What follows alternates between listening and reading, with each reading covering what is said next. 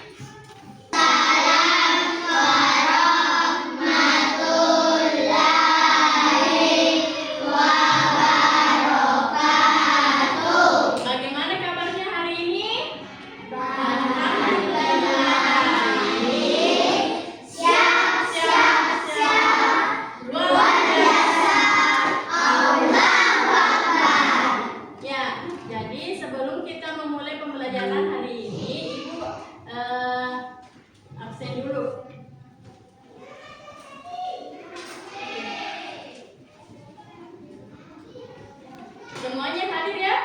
Ya, semuanya hadir. Ya.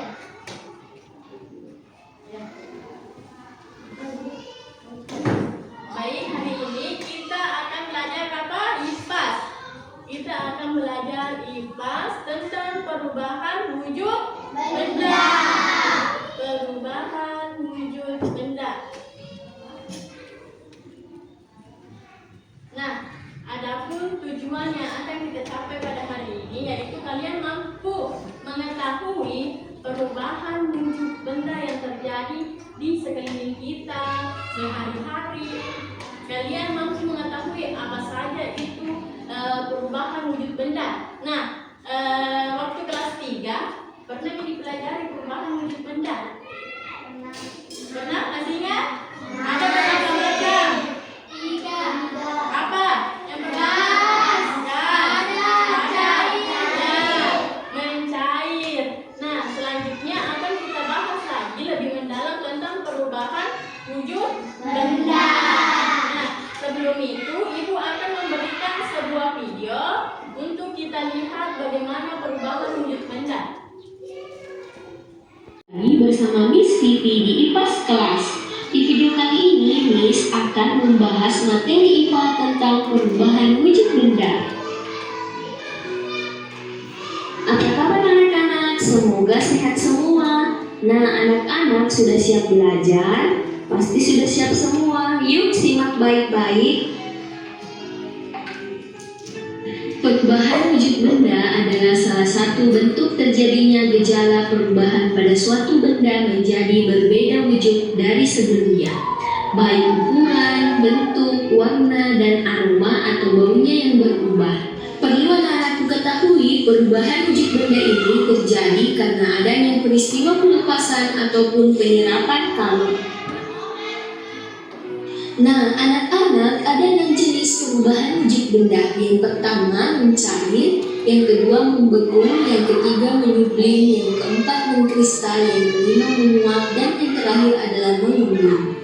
Anak-anak, contoh perubahan wujud benda padat menjadi cair yang pertama yaitu pada saat kita melelehkan coklat batang menjadi lebih kental dengan memanaskannya di kompor. Yang kedua yaitu membakar lilin yang dapat meleleh karena adanya energi panas yang membuat bahan lilin menjadi cair. Anak-anak, selanjutnya yaitu membeku. Membeku adalah bentuk perubahan wujud yang terjadi pada benda cair menjadi benda padat. Perubahan wujud membeku bisa dikatakan kebalikan dari mencair. Contohnya pada saat kita membuat agar-agar, adonan agar-agar mulanya cair kemudian membeku. Contoh lainnya yaitu membekukan air di freezer menjadi es batu atau membekukan bahan cair lainnya.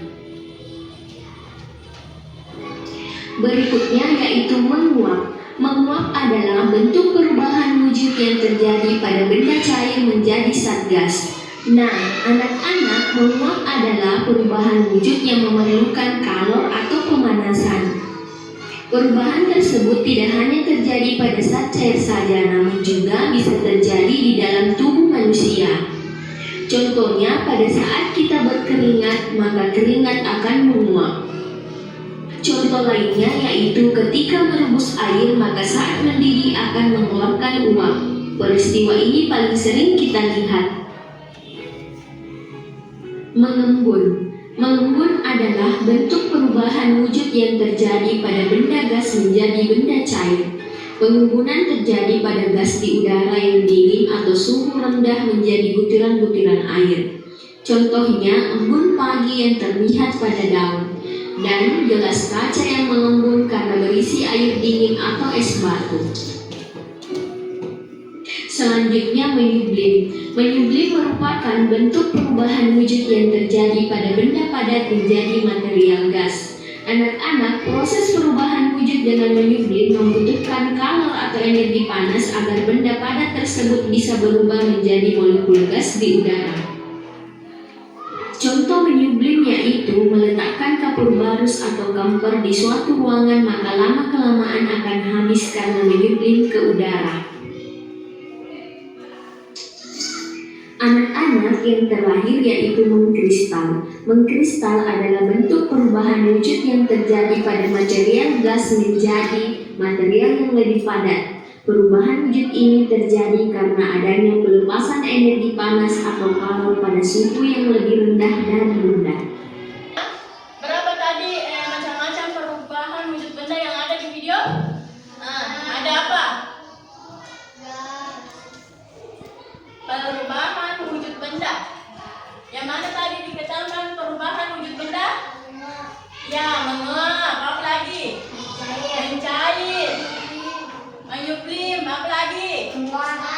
Mengkristal. Apa lagi?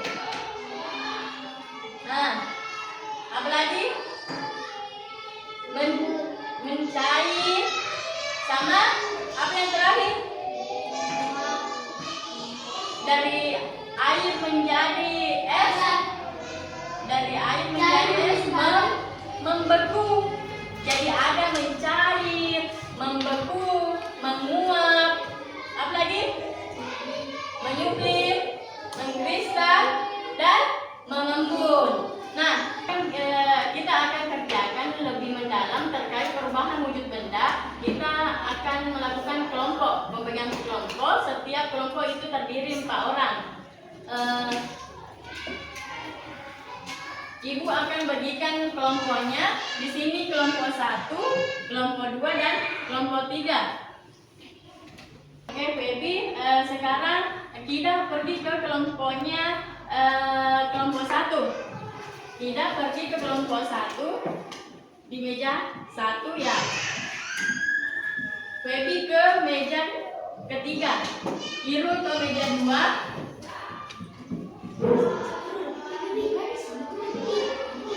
Bawa buku tak? Bawa buku tak? Apa mau dipakai menulis kalau tidak dibawa?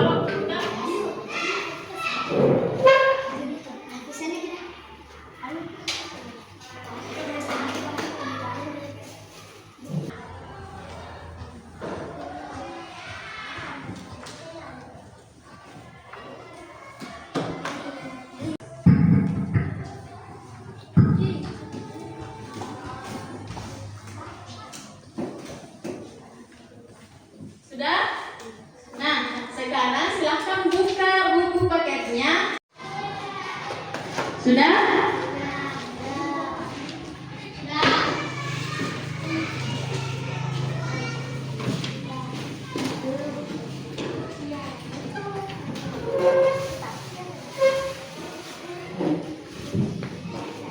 Nah, sekarang Ibu akan bagikan lilin. Kita akan melihat perubahan wujud benda yang terjadi pada lilin.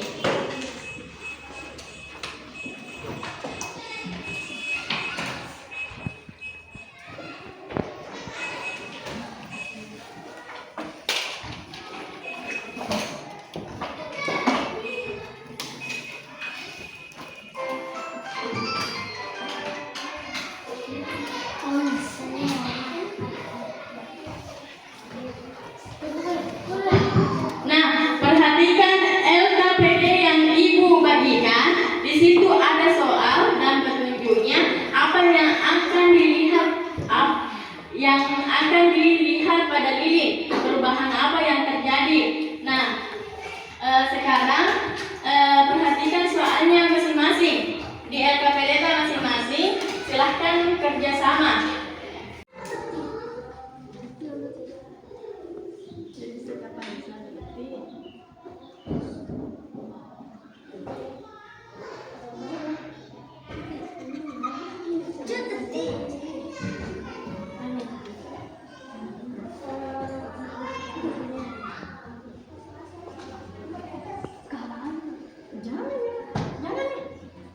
Nah, silahkan ditulis kerjasama. Al mendekati dekatnya Fadil. Silahkan. Nah, silahkan mulai bekerja. Lihat petunjuknya. Apa-apa yang dipertanyakan di lembar kerjanya. Mendekat ke kelompok tak? Mendekat.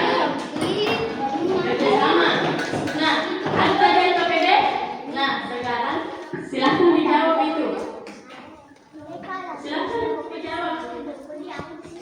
Apakah petunjuknya juga di sini seperti ini? Kalau tidak, silahkan dikerja.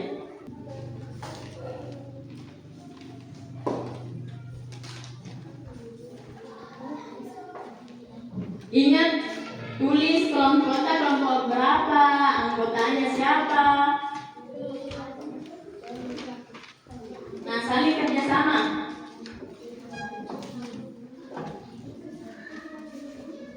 Perhatikan, apakah ada perubahan wujud lilin di sekitar api? Jadi teliti lagi. Ya, silakan dilihat perubahannya.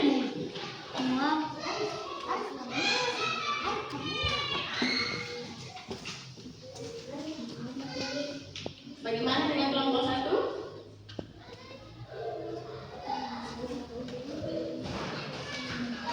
Tuliskan contoh perubahan wujud benda padat menjadi cair.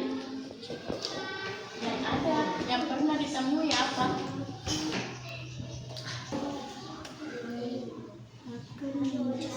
Oke, kelompok 3 sudah selesai. Nah, sekarang setiap kelompok akan membacakan presentase kelompoknya masing-masing di depan.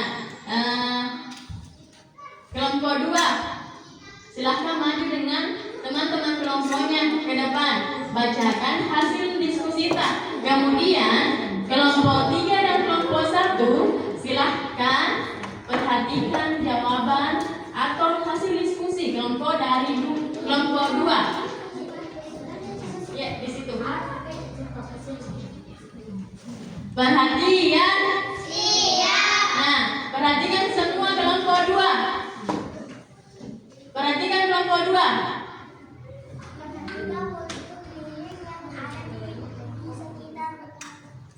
Sekitar api dan yang berada jauh dari api, apakah ada perbedaan yang bisa kalian amati? Ada. Nomor 2, matikan lilin lalu perhatikan apakah ada perubahan wujud di lilin di sekitar api pada saat api menyala dengan wujud lilin pada saat api padam. Jawaban, jika lilin dipanaskan akan mencair, tapi jika lilin dimatikan api akan berganti mencair. Ya, terima kasih atas jawaban dari kelompok 2. Tepuk tangan dulu untuk kelompok 2. Salut, salut.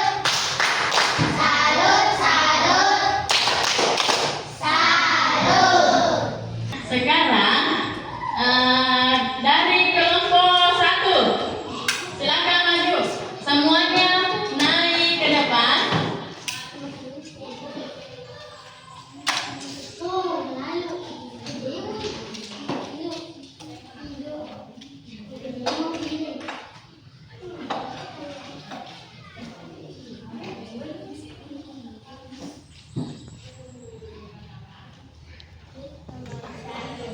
Apa yang dimaksud perubahan wujud benda? Jawaban: perubahan wujud benda dari zat menjadi padat.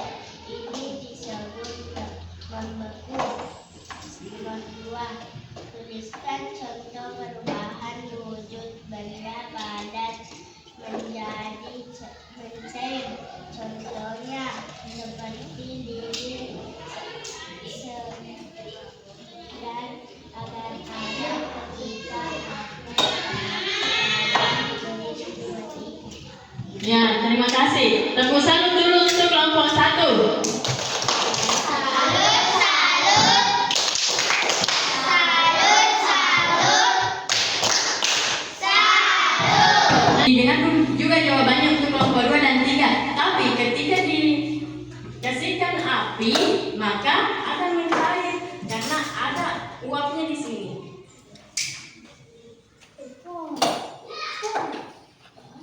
Nah, perhatikan dulu di sini.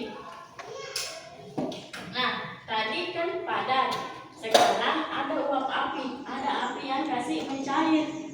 Sehingga ini ada airnya bisa mencair. Tapi kalau dimatikan lagi akan menjadi apa lagi? Iya, akan padat lagi, mengeras kembali yang ini. Yang tadi yang berair akan menjadi padat kembali. Nih, sudah paham? Sudah? Jadi kalau bertanya kan, sebutkan contoh perubahan benda padat menjadi cair. Amora? Apa? Iya. Iya, teguh. Salut dulu untuk Amora. Salut, salut. Sekali ini saya lihat hari ini. Jadi kita akan lakukan mindfulness dulu sebelum kita lanjut. Nah, silakan dikumpul.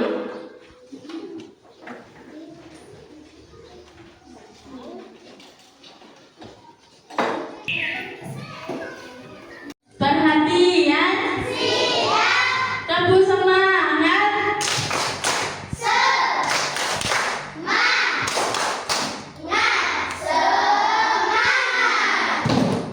Ya. Sekarang perbaiki masing-masing tempat duduk tak. Perbaiki posisi duduk tak. Siap kita mulai? Siap. Oke, perhatikan musinya bersama-sama.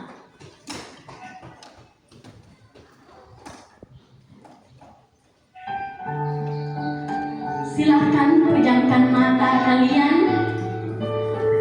Ambillah posisi yang paling ternyaman. Posisi yang paling nyaman bagi anak-anakku. Pejamkan mata kalian. Bayangkan pada saat kalian bangun tidur, kalian mendengar kicauan burung, mendengar alam yang indah, mendengar suara-suara angin. Resapilah udara-udara yang masuk. Bayangkanlah ketika bangun tidur, kalian melihat orang tua kalian yang mengharapkan kalian ke sekolah untuk belajar, untuk fokus belajar di sekolah.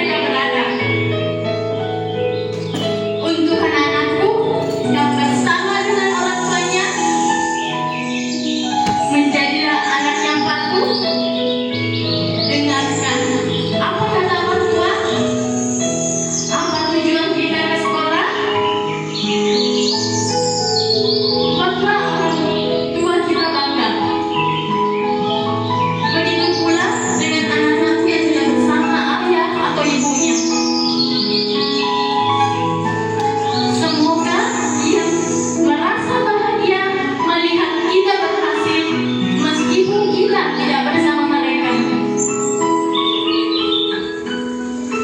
Sekarang tariklah nafas paling dalam, hembuskan bersama-sama. Satu kali lagi, ambillah nafas yang dalam-dalam. Tahan. Silakan buka mata kalian.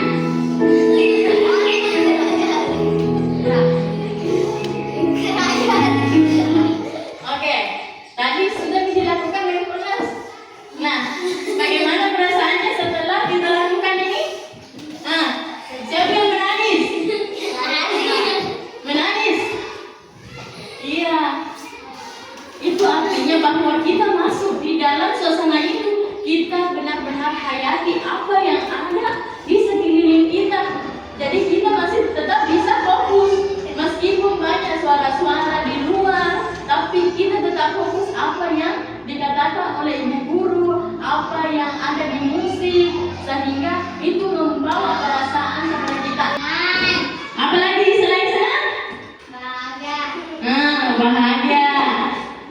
Nah, sekarang ibu akan lihat bagaimana pengetahuan kalian tentang perubahan wujud benda yang dipelajari pada hari ini.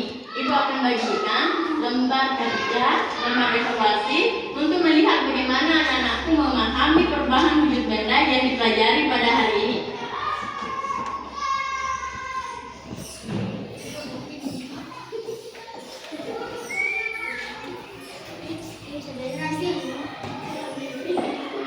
Semua sudah dapat? Nah, silakan ditulis nomor mata, nomor huruf absen berapa. Kemudian silakan dikerjakan.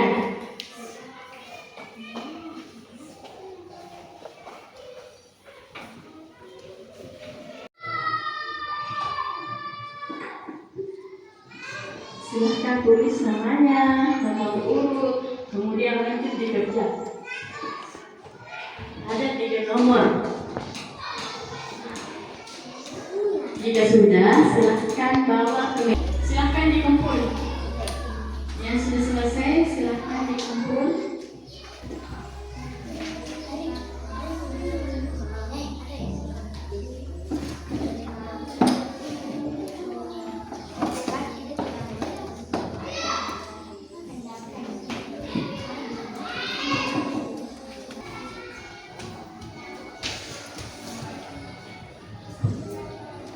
Ya, bisa.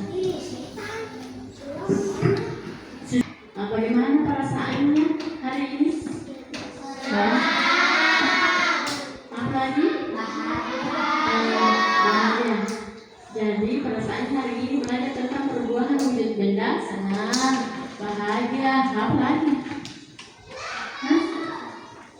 Senang, bahagia, apa lagi? Hah? Apa? Seru, bisa dikerja kelompok, bisa dikerja sama teman-teman, nanti presentase. Nah, sekarang sebelum ibu mau lihat dulu, siapa masih ingat tadi contoh perubahan wujud benda menguap?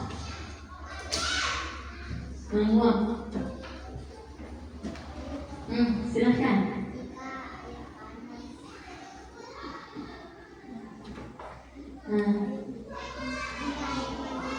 Ya, jika air mendidih menghasilkan uap. Nah, jadi Anissa sudah paham nih perubahan wujud benda yang ada di sekitar kita. Nah, sebelum kita tutup pembelajaran hari ini, berdiri dulu semua. Kita lakukan ice breaking. Kita mulai ya, ice breakingnya. 1, Fadil bisa mundur-mundur. Ya. Oke, ambil posisi yang ternyaman. Oke? Sudah? Oke. 1, 2, 3. Maju ke depan, maju ke depan, sambil tersenyum. Mundur ke belakang, mundur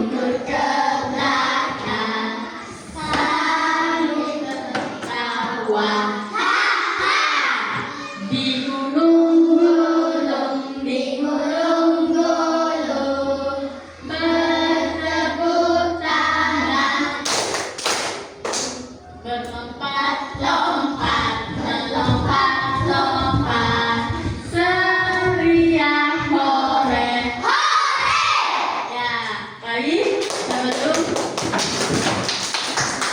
silakan duduk. Sebelum kita menutup pembelajaran hari ini, marilah kita membaca doa bersama-sama.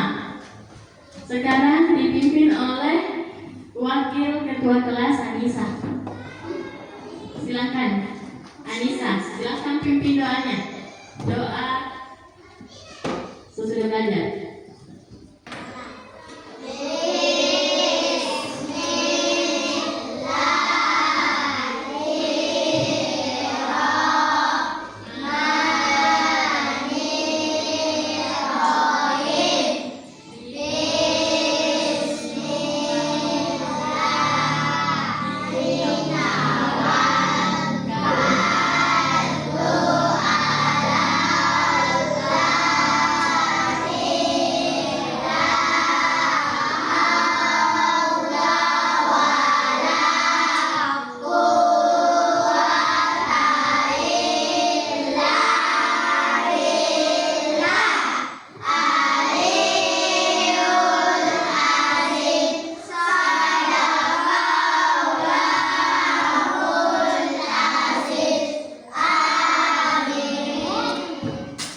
Alhamdulillah kita telah melaksanakan kegiatan pembelajaran dan kita sekarang tiba di sesi percakapan pasca observasi.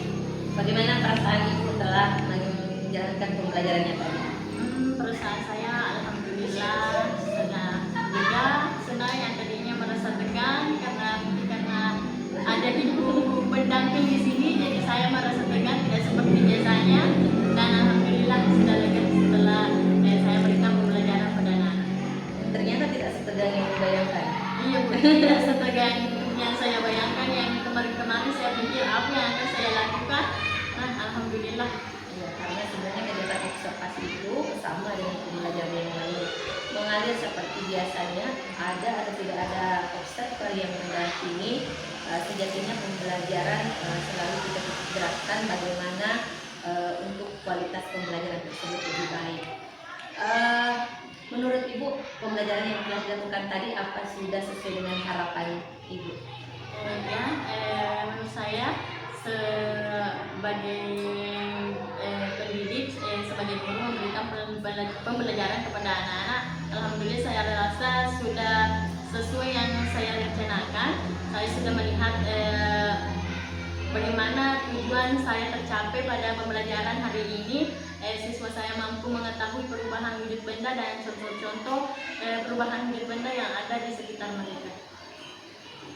Jadi sudah sesuai ya, sudah tercapai tujuan pembelajaran yang dicapai. Bagaimana dengan area pengembangan yang ditargetkan sebelumnya? Nah, untuk area pengembangannya di sini tadi saya yaitu pengetahuannya dengan keterampilan, namun pada saat keterampilan di sini kurang kerjasama antara peserta didik, mungkin karena saya yang langsung membagikan kelompok sehingga mereka merasa bahwa teman kelompok saya ini sehingga mereka tidak aktif. Berarti masih ada hal yang perlu untuk lebih dikembangkan lagi terkait keterampilan ini. Jika seperti itu, jika boleh memberikan penilaian nih dari skala 60 hingga 100, kira-kira nilai Ibu dalam pembelajaran tadi berapa? Nah, tadi yang sebelum saya melakukan pembelajaran di sini anak-anak masih di angka 60.